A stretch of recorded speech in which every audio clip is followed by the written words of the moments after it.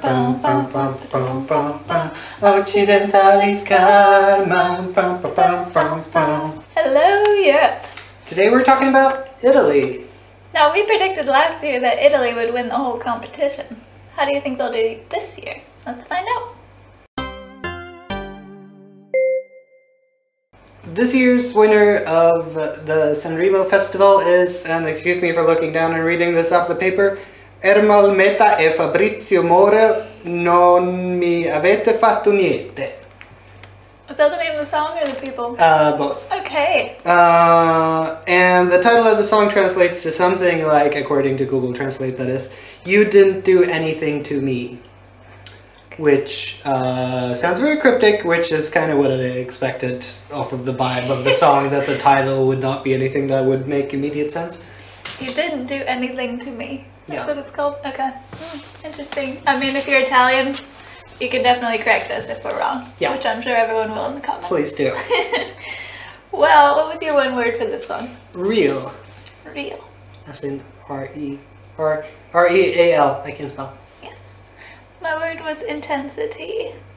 Real intensity. Yeah. That pretty much sums it up, yeah. Yeah. But before we say anything else, let me just say, duets that are not fake lovers. Yay! I feel like this is something that doesn't happen very often in Eurovision, and that is, makes me a little sad that people don't do duets more often, because I love them, that are not just like a man and a woman pretending to be in love. Well, they might be pretending to be in love. You don't speak Italian. Yeah, that's true. They could be like, you hurt me so bad. But anyway, they're probably not. But yeah, the reason I say real is, I struggle to find a better word. It feels like a song that is not tailored specifically for a music competition. It sounds like something that a real quote-unquote band would sing and play. Yes, it does. And it feels very Italian. And this is a very specific type of music. I don't think everyone is going to like it, but I like it. I will say that right now. I really like it. I said intense because they seem really intense when they're singing it. I don't know what it's about, but they definitely bring that intensity.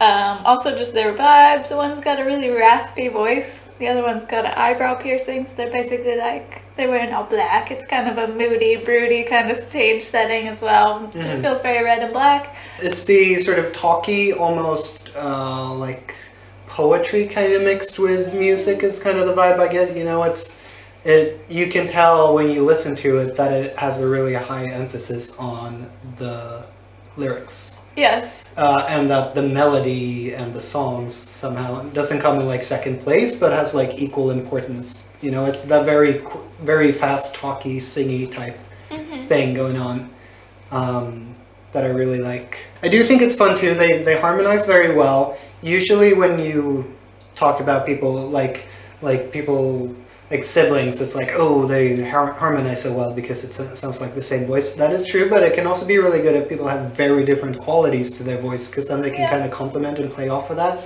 And I feel like that's the case definitely towards the end of the song, where one guy goes like really high for a little bit, and then the other guy goes like complete, like total rock, like rah! That kind of thing, you know. I think it's fun that they have such different voices and that they sing together. I think it creates a really fun and interesting combination.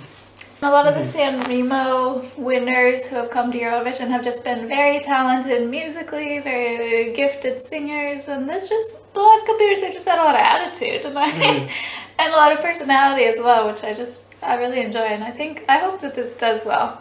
I think it might become a theme this year with the staging, that everything's kept very simple, very like, you know, again, going back to what I said about like real music, it's, you know, if you were to like spice this up or whatever, like this is not the type of song where you can throw in a gimmick. You can't throw in a giant hamster wheel or like, you know, even, you know, a monkey suit.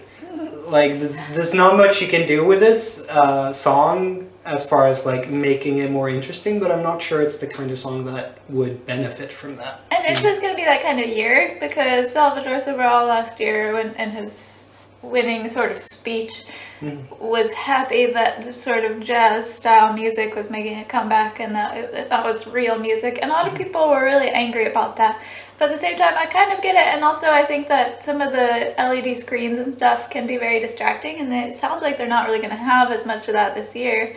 A couple years ago with Sergei Lazarev's song, I mean, it just got totally lost with the screens and stuff. A few years ago, it's like everyone is just so focused on the screens after the song, the Swedish song Heroes won. It's like everything was about the visual representation, and now it's kind of going the other way where it's scaling back a lot of that. And we've seen that with a lot of entries this year.